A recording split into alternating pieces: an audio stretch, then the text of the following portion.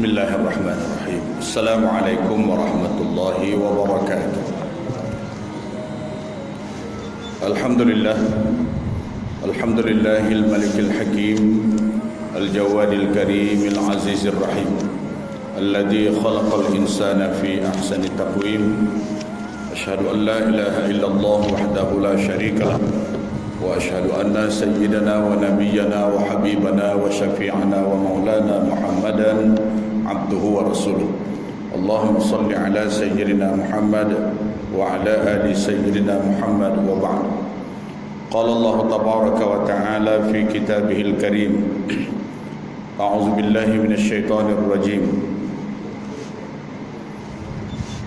Bismillahirrahmanirrahim. Fi qulubihim maradun fazadahum Allahu marada wa lahum 'adzabun alimun bima kanu yakzibun. Shadaqallahul azim.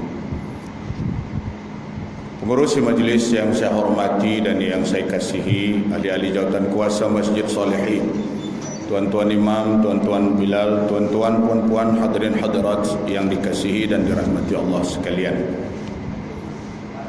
Alhamdulillah, puji syukur kita persembahkan kepada Allah Subhanahu wa taala atas nikmat dan rahmat yang kita kecapi sampai saat dan ketika ini.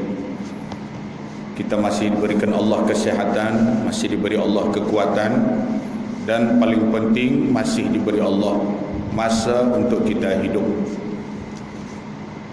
Semoga nikmat-nikmat yang diberikan ini dapat kita gunakan untuk melakukan yang terbaik. Dan kita sangat mengharap pada Allah agar Allah memelihara kita daripada salah menggunakan nikmat.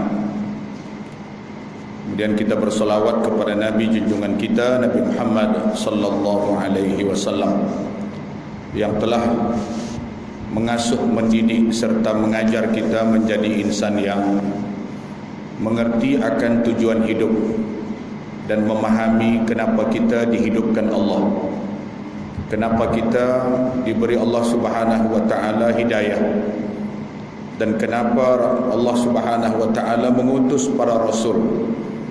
Kepahaman ini sangat penting untuk kita sentiasa melakukan persiapan pada hari-hari yang sangat menakutkan sebenarnya, hari-hari yang sangat membimbangkan.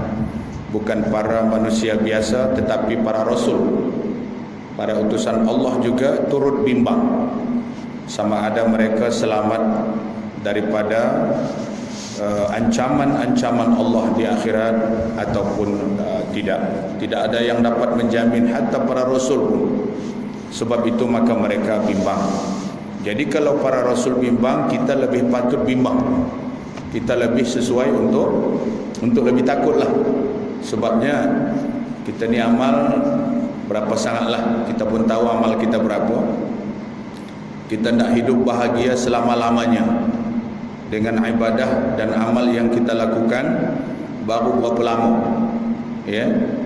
Kalau kita nak jumlahkan dengan nikmat yang diberikan oleh Allah dengan amal yang kita lakukan, masih muflis kita ni, masih bankrupt lagi ni, ya. Sebab itulah maka yang kita harap bukan soal banyaknya amal yang kita lakukan, tapi soal mencari keridhaan Allah. Kalau Allah redha kepada amal kita walaupun sikit, itu yang penting. Nanti kita buru amal sebanyak-banyaknya sehingga hilang keikhlasan. Padahal amal itu yang sangat dituntut adalah keikhlasan dalam melaksanakannya. Karena itulah Allah Subhanahu wa taala menghendaki kepada kita agar kita tahu apa yang kita nak buat. Wa ma umiru illa liya'budullaha mukhlishina lahuddin.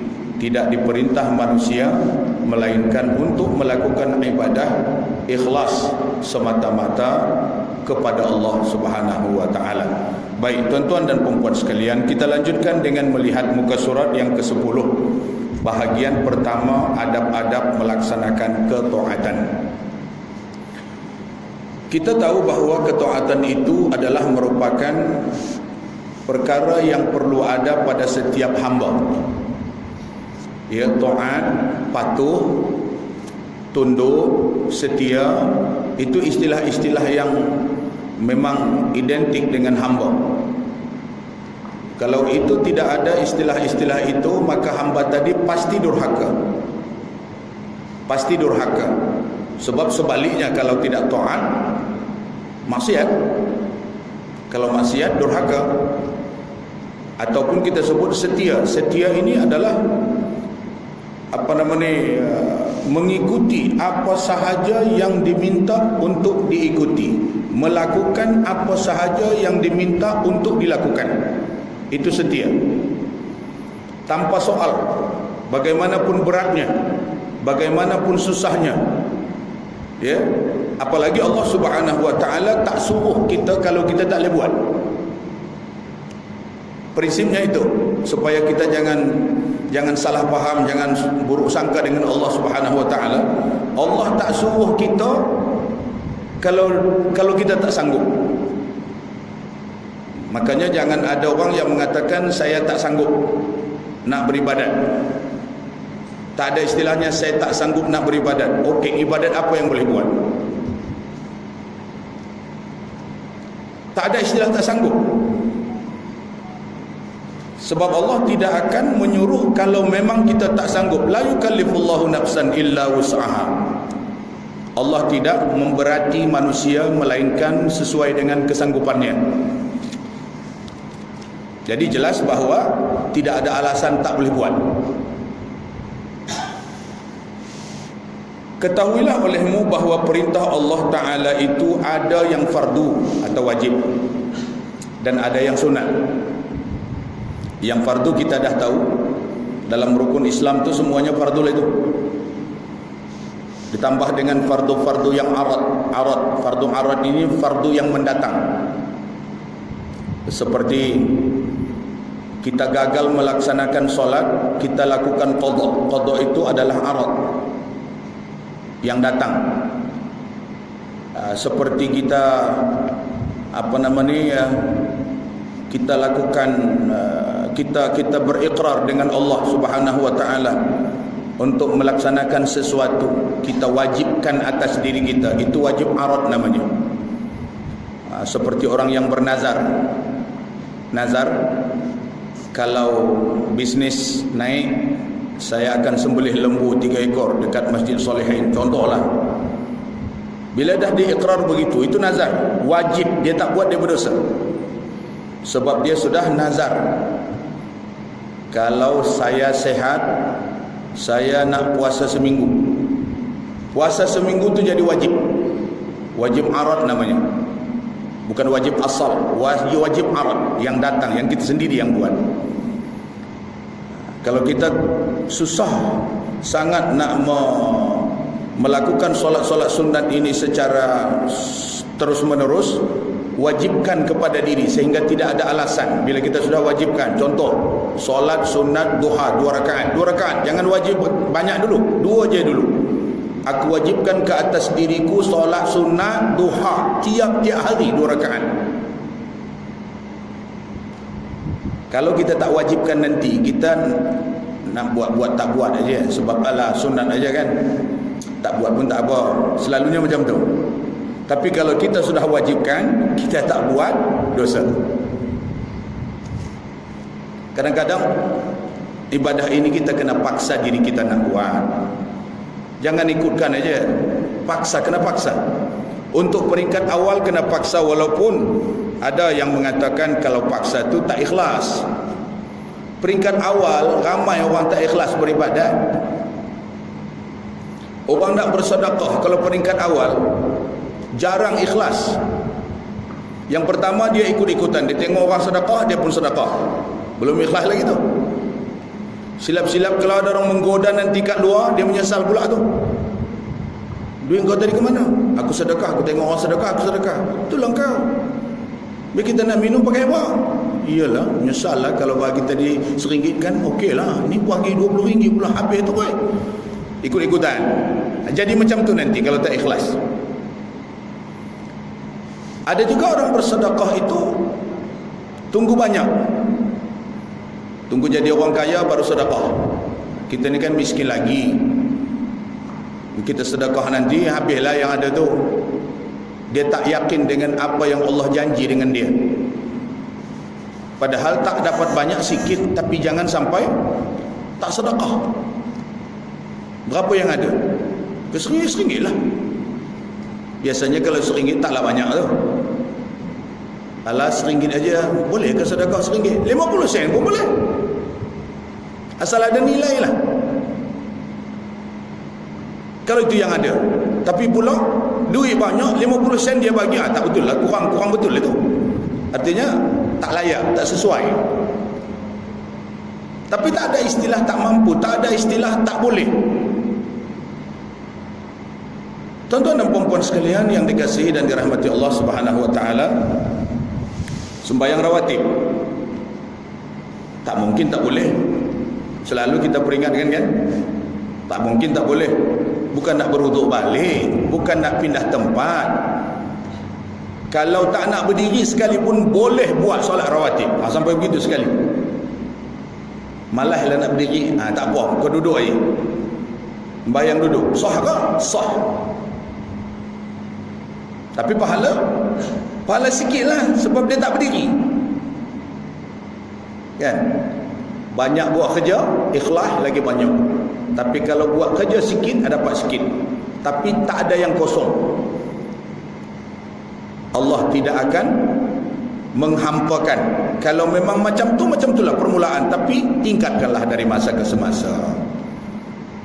Ibadah tadi tu, kalau doanya pendek, hafal lagi doa-doa yang lain supaya tambah panjang. Lama-lama banyaklah doa yang kita boleh. Tapi jangan kita duduk diam. Tuan-tuan puan-puan sekalian yang dirahmati Allah Subhanahu wa taala. Okey, kemudian ada yang sunat. Yang sunat ini adalah yang tidak wajib serta kita tidak berdosa kalau kita tak buat. Berpahala jika buat, tidak berdosa kalau tak buat. Itu definisi yang sunat. Kalau definisi yang wajib tadi, berpahala jika dikerjakan, berdosa jika ditinggalkan. Itu yang wajib. Yang sunat, berpahala jika dikerjakan, tidak berdosa jika ditinggalkan. Hadirin sekalian, yang fardu ialah modal, yaitu asas perniagaan. Kalau tidak ada modal, tak boleh nak berniaga, sebab dia asas. Itulah yang fardu, yang wajib. Orang nak berniaga, yang paling pertama perlu ada modal, kepandaian, kemudian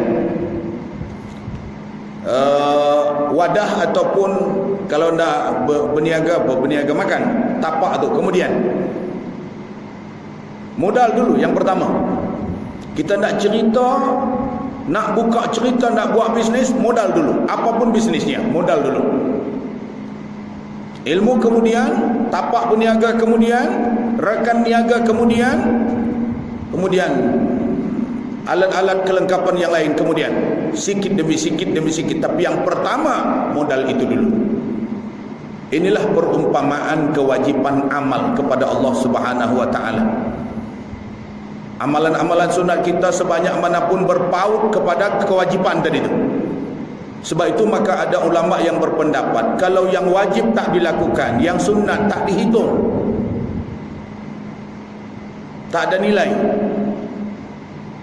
Walaupun ada ulama-ulama yang berpendapat juga bahawa setiap amal kebaikan sekecil manapun atau apapun kategorinya, ia akan dihitung oleh Allah Subhanahu wa taala. Tetapi purata para ulama sependapat mengatakan, kalau yang fardu itu tidak dilakukan, maka segala-galanya tidak dapat dipautkan ke mana. Sebab awwalu ma yuhasabu yaumal qiyamah as-salah. Maksud as-salah di situ solat fardu. Pertama-tama dihisab pada hari kiamat adalah solat. Solat fardu tu. Jadi kalau solat fardu itu kurang, boleh ditambahkan dengan solat-solat sunat yang lain. Ya, sebab itu maka fungsi daripada solat sunat itu ialah untuk menutupi kekurangan-kekurangan solat wajib. Kita percaya bahawa dalam solat wajib tu banyak kekurangan-kekurangan kita, yang lalai-lalai tu, ya, yang melompong-melompong tu. Solat rawatib tu tutup. Yang kuyak-kuyak, yang bocor-bocor, yang tak betul tu ditutup balik, dia tampal balik. Itu kelebihan solat sunat rawatib ataupun solat sunat yang lain. Tuan-tuan dan puan-puan sekalian yang dirahmati Allah Subhanahu wa taala, gitu juga kalau puasa wajib. Puasa yang wajib kita buat puasa sunat. Tutup-tutup juga puasa wajib tu. Kau ada cacat-cacatnya, kau ada retak-retaknya, kalau ada renggang-renggangnya, dia akan tampalkan sehingga cantik. Ini kelebihan-kelebihan pelaksanaan ibadah sunat. Sebab itu jangan kita remehkan, jangan kita sepelekan itu yang sunat-sunat. Macam berwuduk kan, wuduk itu kan wajib. Apa sunat-sunat wuduk? Jangan tinggalkan. Sunat wuduk apa? Membasahkan dulu seluruh anggota tubuh yang nak dibasuh. Dibasahkan dulu, itu sunat hukumnya. Dibasahkan dulu, kemudian berkumur-kumur, istimsak, menghadap kiblat, menyelak-nyelik janggut kalau tebal, semuanya. Menyapu kepala bahagian atas dulu sebelum berwuduk. Itu semua adalah sunat. Jangan sepelekan, jangan remehkan. Itu menutupi kekurangan wuduk pada, kalau ada kekurangan nanti wuduk pada keperluan wuduk. Ada kaki misal kata yang kita tak sengajakan tak terkena air. Kita tak sengaja ni, kalau sengaja memang batal lah. Ya, tak sengaja kita tak perasan. Mudah-mudahan yang kita telah lakukan daripada sunat-sunat wuduk tadi dapat cover, dapat tolong yang kekurangan-kekurangan pada yang fardu itu. Begitu juga zakat. Kalau ada kekurangan-kekurangan zakat, ya, maka dia ditutupi oleh infak dan sedekah yang kita lakukan. Haji-haji itu, haji kita kalau kurang mantap haji kita tu, dia boleh tutup dengan umrah. Jadi setiap ada yang wajib, ada yang sunat. Yang sunat tu bantu. Sebab itu jangan kita tinggalkan. Ada setengah orang habis fardu dia caw. Kan? Dia tak nak solat rawatib, dia tak nak doa, dia tak nak zikir, dia tidak nak munajat dan sebagainya. Padahal semuanya itu berfungsi, bukan kosong dan terasing. Terasing itu kita nak buat boleh, kita tak nak buat boleh. Memang dari sudut buat tu memang terasing, tetapi dari sudut pahalanya dan boleh cover serta menolong kekurangan-kekurangan dalam yang fardu tu, dia boleh tolong. Tuan-tuan dan puan-puan hadirin sekalian yang dikasihi dan dirahmati Allah Subhanahu wa taala,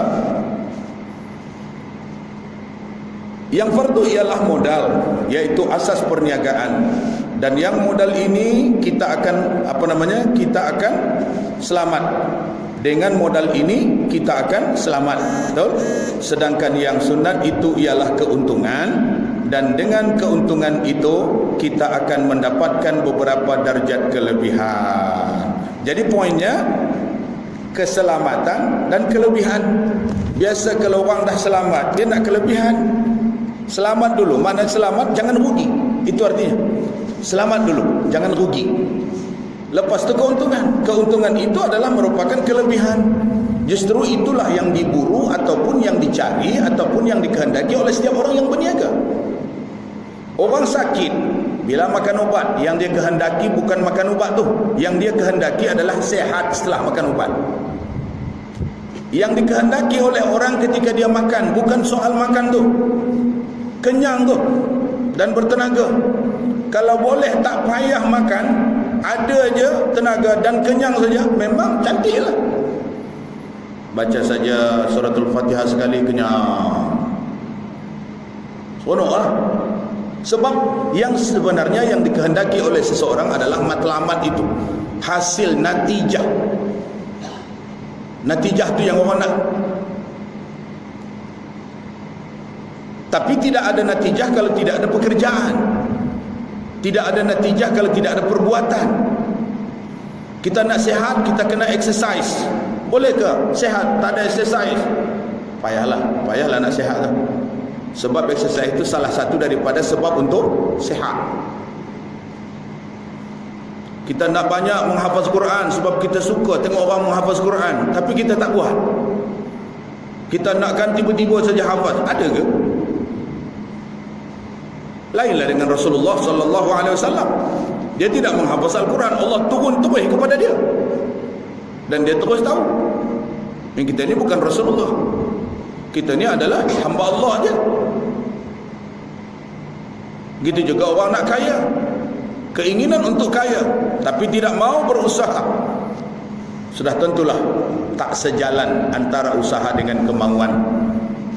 Yang diinginkan oleh semua orang adalah kelebihan daripada apa yang ia buat. Sebab kelebihan inilah yang mengangkat dirinya, yang mengangkat darjatnya, yang menjadikan dia orang terpandang. Kalau bukan kerana kelebihan itu, orang tak pandang. Tuan-tuan dan puan-puan sekalian yang dikasihi dan dirahmati Allah Subhanahu wa taala.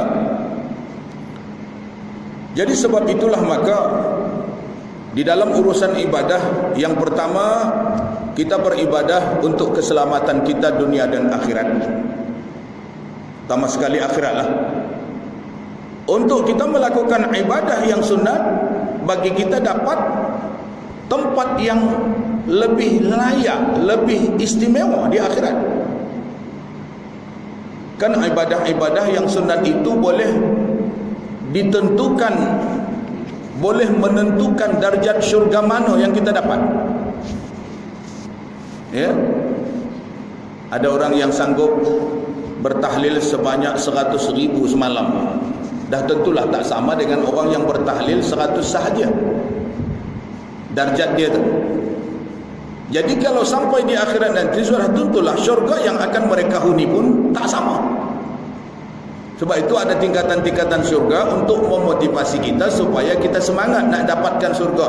Ada Jannatul Firdaus, ada Jannatul Ma'wa, ada Jannatul Na'im, ada Darussalam, ada apa lagi? Ada Darul Maqamah, ada Darul Aman, Darul Aman Kedah lah. Darul Iman Terengganu. Tak apalah apa namanya, syurga yang 8 tingkatan itu, kalau bukan ada kelebihannya, tak mungkinlah Allah buat. Riwayat yang paling banyak mengatakan paling tinggi Jannatul Firdaus. Di dalam banyak ungkapan-ungkapan munajat, antaranya munajat Rabi'atul Adawiyah yang berbunyi, Ilahi lastu lil firdausi ahla wala aqwa ala naril jahim. Wahai Tuhanku, aku tidak layak untuk masuk ke dalam syurga Firdaus. Kenapa terus ke Firdaus? Kenapa dia tak kata Ilahi lastu lidaris salam, aku apa namanya, layak ahla, ilahi lastu lidaris salam ahla. Tapi ilahi lastu lil firdausi ahla menunjukkan keinginan ia untuk pergi ke syurga yang terbaik itu rasa macam tak ada kelayakan walaupun ia layak. Biasanya orang yang seperti ini disebut merendah diri. Justru orang yang seperti inilah yang disukai oleh Allah Subhanahu wa taala. Jangan malah baru 2-3 kali bertahajud dia sudah tanya Tuhan, Tuhan, di syurga mana engkau nak tempatkan aku? Baru 2-3 kali tahajud. Ini sombong. Confident boleh, tapi very confident yang tak boleh. Kita cuma boleh yakin, tapi jangan sampai kita terlampau yakin sehingga kita mohon pada Allah, Tuhan, di syurga mana aku layak engkau tempatkan, sebab dia rasa dia memang sudah layak perasaan dia. Padahal adalah lebih baik kalau dia belum merasa layak, sehingga Allah lah yang memberikan kelayakan kepada dia. Kita ni siapalah? Ya, kita ni siapa? Amal kita pun tak seberapa, dosa kita banyak. Yang tak berdosa pun mengaku begitu, apalagi yang berdosa. Yang banyak beribadah pun mengaku begitu, apalagi lah yang sikit ibadah. Hadirin sekalian, Rasulullah sallallahu alaihi wasallam bersabda, yaqulullahu tabaraka wa taala, "Ma taqarraba ilayya mutaqarribuna bimisli ada ma qataratu alaihim wa la yazalu al-'abdu yataqarrabu ilayya bin nawafil hatta uhibbahu fa idza ahbabtuhu kuntu sam'ahu alladhi yasma'u bihi wa basarahu alladhi yubsiru bihi wa lisanahu alladhi yantiqu bihi wa yadahu allati yabtishu biha wa rijlahu allati yamshi biha." Rawahul Bukhari an Abi Hurairah. Allah Subhanahu wa taala berfirman di dalam hadis qudsi. Bila sebut hadis qudsi, Rasulullah yang mengucapkan, tapi diturunkan Allah Subhanahu wa taala kepadanya tidak seperti melalui jalur Al-Quran. Al-Quran itu langsung saja kepada Nabi, tetapi hadis qudsi ini kebanyakannya melalui malaikat Jibril alaihissalam. Bunyinya macam bunyi hadis, tapi dia hadis qudsi, sebab hakikatnya Allah yang berfirman, cuma Nabi yang mengungkapkan. Tidak ada suatu cara yang lebih sesuai untuk hambaku menghampirkan dirinya kepadaku dengan sempurna melainkan mereka melakukan ibadah yang aku fardukan ke atas mereka. Inilah asas. Kata Allah Subhanahu wa taala, yang paling layak, yang paling bagus, ya apa yang aku fardukan itu dulu yang mereka buat. Ada orang yang rajin sedekah tapi tidak salat fardu. Ada orang dalam urusan-urusan masyarakat ni pantang dibagi tahu, dia akan ringan tulang lah orang kata. Kat kampung saya begitu tuan-tuan, bab-bab kerja-kerja kahwin, bab sedekah, bab kematian, memang rajin. Dengar saja orang kematian, dia terus datang. Kat mana kubur nak digali? Dia terus bawa cangkul tu. Ada yang bawa papan keranda, ada yang bawa paku, ada yang bawa hemo, ada yang bawa. Pendek kata, memang soal ini tak ada masalah. Tapi bab sembahyang, dia tak sembahyang. Zuhur dia tak sembahyang, Asar dia tak sembahyang, Maghrib dia tak sembahyang, Isyak dia tak sembahyang. Bab buat wirid Yasin. Ya, ada perhimpunan tiap-tiap malam Jumaat. Ramai tuan-tuan, satu kampung mari, orang muda tua semua rajin. Kalau ada yang dari masak, cakap aja nak masak apa. Ya, orang boleh buat, kita cakap aja. Tapi bila dia ajak sembahyang, dia tak pergi, dia tak datang. Inilah penyakit. Tapi orang-orang yang biasa, dia kata baguslah orang ni, bagus apa? Wajib dia tak buat. Bab korban, sebut saja lembu berapa ekor nak sembelih, tak payah pakai daftar nama, dia datang bawa pisau satu seorang, memang dia buat kerja sungguh-sungguh. Tapi bab azan sembahyang, dia takkan sembahyang punya. Artinya kerja-kerja kebajikan dia memang buat dan ringan nak buat, tapi bab mengenai kewajipan, berapa kali kita nak cakap pun cakaplah, dia takkan berubah punya. Kecuali dia tua agaknya nanti. Yang saya cakap ni orang-orang muda lah kebanyakan, dah tua, dah insaf, mungkinlah, Allah alam. Dan sentiasa seseorang hamba menghampirkan diri kepada aku dengan menambah amalan-amalan yang sunat setelah mereka melakukan yang fardu-fardu, sehingga aku mencintainya. Jadi yang jadikan Allah jatuh cinta tu, kita tengok di sini tambahan sunat dia, bukan yang wajib tu. Yang wajib tu memang kewajipan.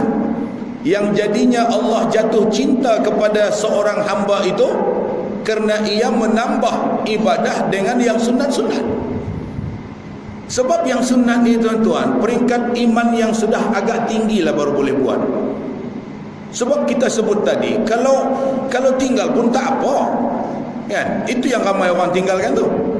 Tapi bila dia sudah bimbang nak meninggalkan, dia rasa bersalah bila ditinggalkan, iman itu sudah semakin kokoh. Dia rugi, ada rasa rugi istilahnya ya. Ada rasa rugilah. Isnin Khamis tak puasa memang rugilah. Contoh lah itu kita. Contoh.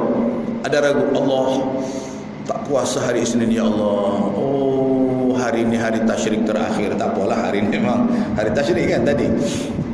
Tapi kalau hari-hari yang tidak diharamkan berpuasa, miss, dia tak ingat, dia rasa rugi. Artinya iman dia sudah lebih tinggi daripada iman orang yang tak rasa rugi tu. Kan? Setiap hari kita kena sedekah walaupun RM1, contoh kata, sebab kita akan dapat doa malaikat supaya kita diberkati. Dalam doa malaikat itu disebut Allahumma ati limunfiqi malihi khalafan. Ya Allah, cepat bagi ganti yang lebih baik kepada orang yang menginfakkan harta mereka. Yang berdoa ni malaikat ni, bukan orang. Kalau malaikat, ya, kalau orang yang berdoa belum confirm lagi diterima oleh Allah doanya. Tapi kalau malaikat confirm. Dalam hadis itu dikatakan malaikat ni berdoa. Jadi dengan sebab itu kita akan termotivasi. Kita takkan biarkan hari berlalu melainkan kita bagi walaupun RM1. Kita dapat doa malaikat. Hari-hari kita didoakan malaikat, subhanallah. Hari-hari. Tapi ada ancaman lagi. Satu lagi malaikat mendoakan juga. Malaikat yang mendoakan ini yang lain. Allahumma a'ti limumsiki malihi talafan. Yang tadi limumfiqi khalafan. Yang ni limumsiki talafan. Apa makna dia?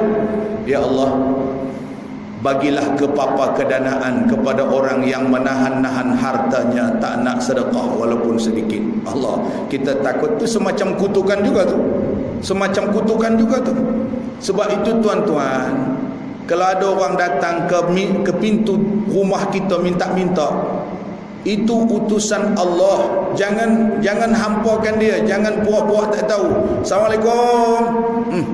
Assalamualaikumnya tu pun salam nak minta-minta, bukan salam betul tu. Saya jawab apa tadi? Sudah. Jawablah salam tu. Orang bagi salam walaupun dia nak datang minta-minta. Waalaikumsalam. Dia tunggu di situ, takkan kita tak tahu nak buat apa dia. Bukan dia kenal kita pun. Tentulah dia minta, kau ada RM1, hululah RM1. Tak apalah. Tak payah kita nak cari orang lagi kerana nak bagi. Orang dah datang rumah kita, ya, kita tak payah nak keluar, nak cari, tak payah nak melangkah ke mana, hulur saja. Selesai masalah, RM1.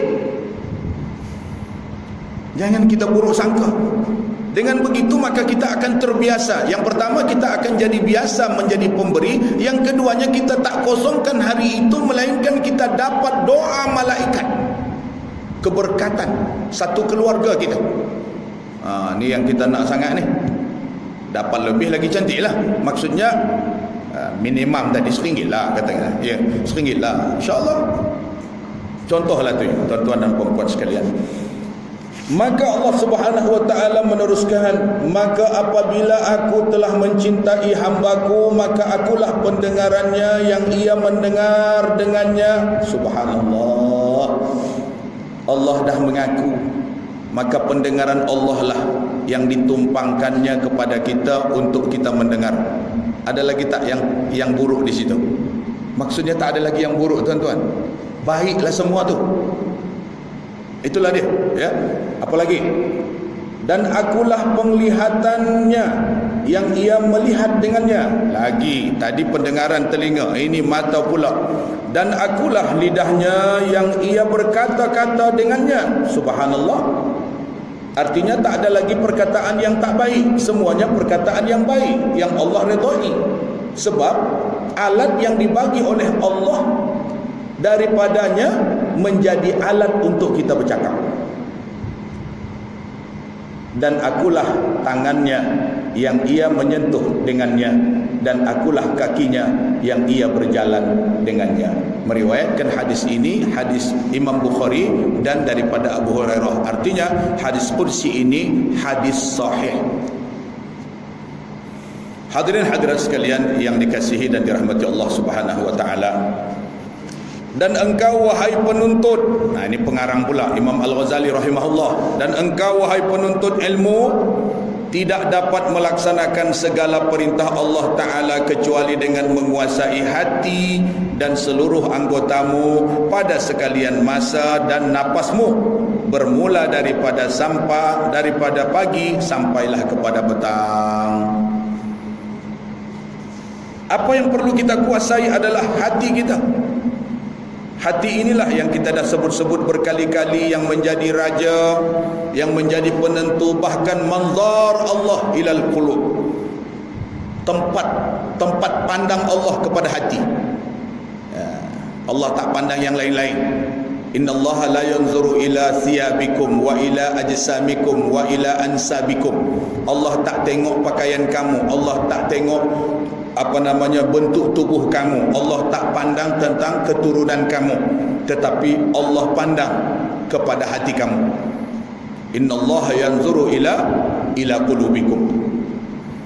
Karena itu maka hati inilah yang perlu diselamatkan, hati inilah yang perlu dikawal, hati inilah yang perlu dikembangkan, dididik supaya jadi hati yang boleh menjadi pemerintah yang adil. Sebab tanpa hati, mata kita tak memandang, tangan kita tak bergerak, bibir kita tak bergerak, lidah kita tak bercakap, telinga kita tak akan mendengar. Itu semuanya adalah atas perintah hati. Kita nak pergi ke masjid, hati kita yang memerintah. Tak nak pergi, hati juga yang stop. Tak payahlah. Hati yang sudah dikuasai oleh nafsu, dia kata tak payahlah pergi ke masjid, tak payah. Tuan-tuan dan puan-puan sekalian yang dikasihi dan dirahmati Allah Subhanahu wa taala, dalam sepotong hadis disebut, ala inna fil jasadi mudghah. Ketahuilah pada jasad, tiap-tiap jasad ada seketul daging. Idza saluhat saluhal jasadu kullu. Apabila baik seketul tu, baik semuanya badan. Semua anggota, mata melihat dengan penglihatan yang baik, telinga mendengar dengan pendengaran yang baik, mulut bercakap dengan percakapan yang baik, kaki melangkah dengan kaki yang baik, dengan ke arah yang baik, tangan memegang dengan pegangan yang baik. Kenapa? Karena hati itu sudah baik, semuanya kena ikut baik. Sebaliknya, kalau sekiranya hati itu tak baik, hati itu penuh dengan kedengkian, penuh dengan dendam, khusumat, busuk hati, orang kata busuk hati, maka sudah tentulah semuanya akan busuk. Tak boleh buat kerja yang sebenarnya. Jadi ini yang katanya menguasai hati seluruh anggotamu pada sekalian masa dan napasmu.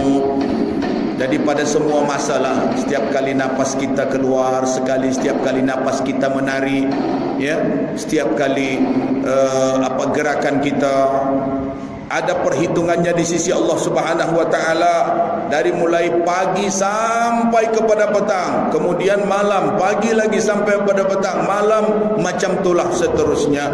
Sebab itu kalau boleh jangan tunggu esok kalau kita dapat buat baik hari ini.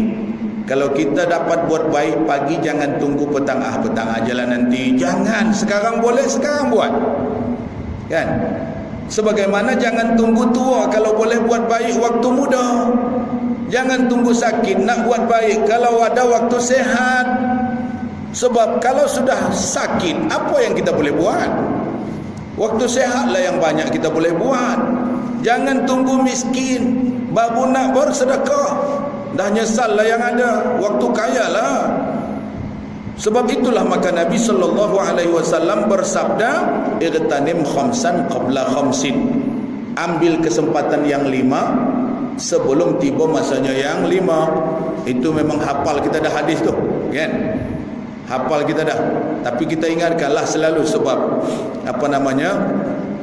fazakir fa inna zikra tanfa'ul mu'minin. Ingatkan, kerana ingatan itu pasti memberi manfaat kepada orang yang beriman.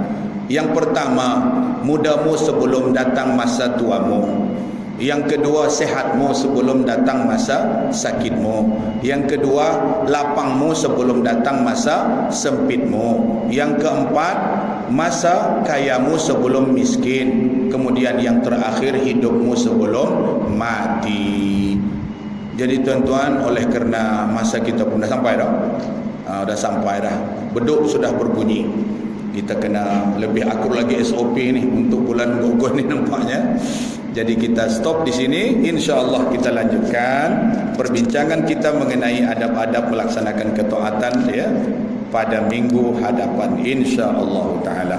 Demikian adanya, semoga Allah merahmati kita dan memberi kita kepahaman walaupun sedikit dari pertemuan yang kita ada malam ini, dan harapan kita agar ilmu yang kita dapat diberkati oleh Allah Subhanahu wa taala. Aqulu qawli hadza wa astaghfirullahal azim li wa lakum. Wassalamu alaikum warahmatullahi wabarakatuh.